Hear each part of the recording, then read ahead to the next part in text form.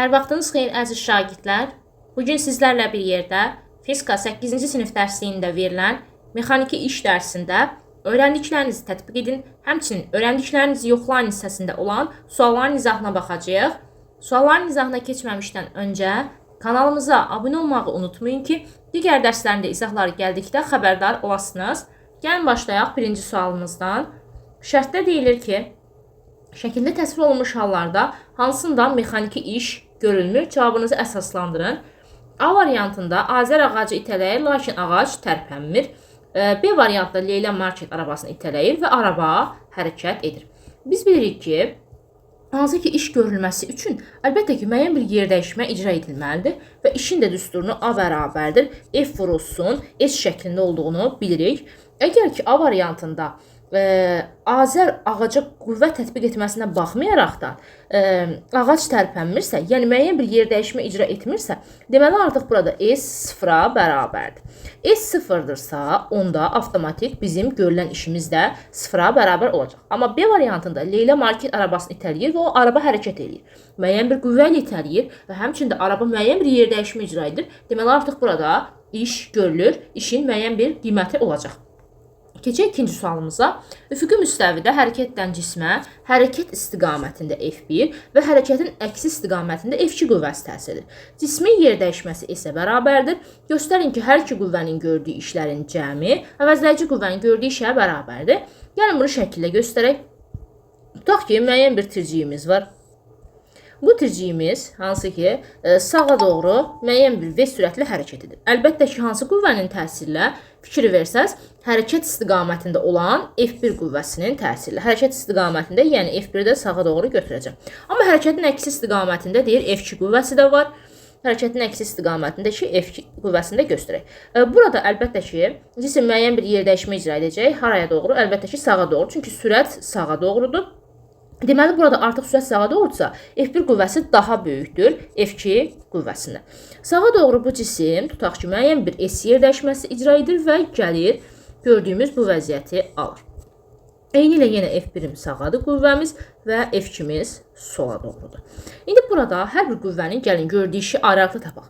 Birinci qüvvəmizin gördüyü işi A1 ilə işarə edirəm. Bu zaman onu F1 vurulsun, S düsturla hesablayacağım.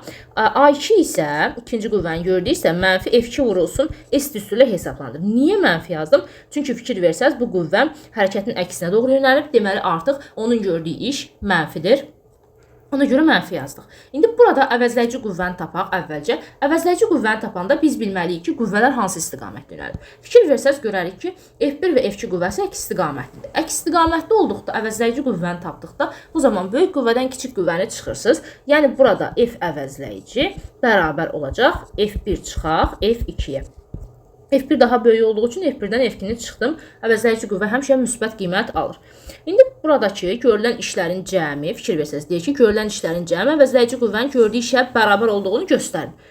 İndi gəlin görülən işləri toplayaq. Yəni A1 və A2-ni toplayanda alacağıq ki, F1S üstə gələk, mənfi F2S. Onda gördüyünüz kimi biri müsbətdir, digəri mənfidirsə, onda işarəmiz dəyişəcək, yəni mənfi olacaq. Artıq burada F1S çıxaq, F2S yazmalıyıq. Və buradan S-i ortaq çıxartsaq, F1 çıxaq, F2 qalacaq. Fikir versəz bayaqları, F1 çıxaq F2-yə F əvəzləyici yazdıq. Yəni əvəzləyici qüvvə yazdıq. Gətirib indi burada yerinə yazıram. Onda olacaq F əvəzləyici vuraq S-ə. Deməli, artıq gördüyümüz kimi burada əvəzləyici qüvvənin gördüyü işə bərabər oldu. Yəni, biz müəyyən bir qüvvənin gördüyü işi tapmaq istəyiriksə də, əlbəttə ki, həmin qüvvənin qiymətini vururuq. Onun icra etdiyi, cismin icra etdiyi yerdəyişməyə vururuq. İndi burada da eyni ilə əvəzləyici qüvvənin gördüyü işi tapmaq istəyiriksə də, əvəzləyici qüvvəni vurmalıyıq yerdəyişməyə. Gördüyümüz kimi, burada da artıq görülən işlərin cəmi, yəni A1 plus A2 bizə verdi əvəzləyici qüvvənin gördüyü işi. Keçək, indi öyrəndiklərinizi yoxlayın. Birinci sualda deyir ki, cismə təsir edən qüvvə 20 metr yolda 5 kJ iş görərsə, bu qüvvəni hesablayın. Yolumuz, yəni yerdəyişməmiz verildi. S bərabərdir 20 yazaq. 5 kJ iş görüldüyü deyilir. A bərabərdir 5 kJ-a. Burada kJ-dan jola keçəcəyik. 1000-ə vuracağıq. 5 vuraq 1000. Bizə verəcək 5000 joule. İndi qüvvəni hesablamağımızı istəyirik, yəni F-i. F də bərabər suala. A-nın düsturunu biz bayaqlar qeyd etdik ki, A bərabərdir F vurulsun S şəklindədir. Buradan F-i tapaq. F-i tapanda gördüyümüz kimi A bölünsün S olacaq. A-mız 5000, bölək S-imiz 20-dir. Sıfırlar getdi, 500-ü böl 2-yə alacağıq 250. Deməli, buradakı qüvvəmiz 250 Newton olmuş oldu. İkinci suala baxaq. Çiynində çanta olan şagird sükunətdədir. Bu zaman çanta üzərində mexaniki iş görülürmü? Fikir versəz, çantanı şagird tutmaq üçün müəyyən bir qüvvə sərf edir. Burada qüvvə var, amma yer dəyişmə yoxdur. Yəni çanta şagirdin çiynində sükunətdədir. Biz də bilirik axı A bərabərdir F vurulsun S-dir. Burada yer dəyişmə sıfırdırsa, deməli artıq burada görülən iş də sıfıra bərabərdir. Üçüncüyə baxaq. Buz bağlanmış gölün səthində sürüşən pinqvinə təsir edən sürtünmə və ağırlıq qüvvələrini sıxım çəkərək göstərin. Pinqvinin kütləsi 30 kq, ona təsir edən sürtünmə qüvvəsi 20 Newtonlarsa, ağırlıq və sürtünmə qüvvələrinin 5 metr yolda gördüyü işi hesablayın. Pinqvinə yer tərəfindən ağırlıq qüvvəsi təsir edir və biz bilirik ki, aşağıya doğru yönəlir, F ağırlıq yaza bilərik. Həmçinin indi pinqvin əgər ki sola doğru hərəkət eləyirsə, bu zaman bu hərəkətin əksinə doğru yönələn sürtünmə qüvvəsi vardır səthlə pinqvinin arasında.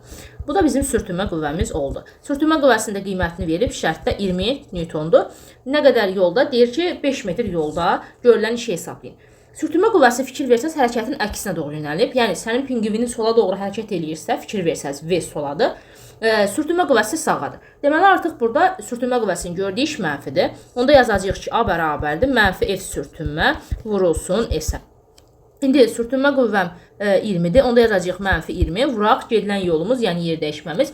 Fikir versəz 5 metrdir. 20 vuraq 5, mənfi 20 də 5-ə vuranda mənfi 100 joule olacaq. Bu sürtünmə qüvvəsinin gördüyü işdir. Ağırlıq qüvvəsi isə iş görməyəcək. Çünki ağırlıq qüvvəsi fikir versəz sürətə perpendikulyardır. Baxın, buradan gəlin uzadaq.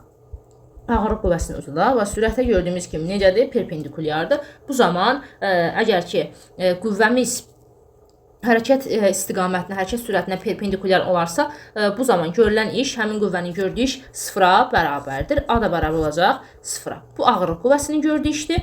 Amma bu da yuxarıda yazdığımız isə sürtünmə qüvvəsinin gördüyü iş idi. Sürtünmə qüvvəsinin gördüyü iş gördüyümüz kimi mənfi 100 joule oldu. Ağırlıq qüvvəsinin gördüyü iş isə 0 joule olmuş oldu. Beləliklə əziz şagirdlər, burada olan sualların izahını verdim. Ümid edirəm ki, izah sizin üçün aydın oldu. Əgər videodan yararlandınızsa da kanalımıza abunə olmağı və videonu bəyənməyi unutmayın. Digər dərs izahlarında görüşənədək özünüzə yaxşı baxın, sağ olun.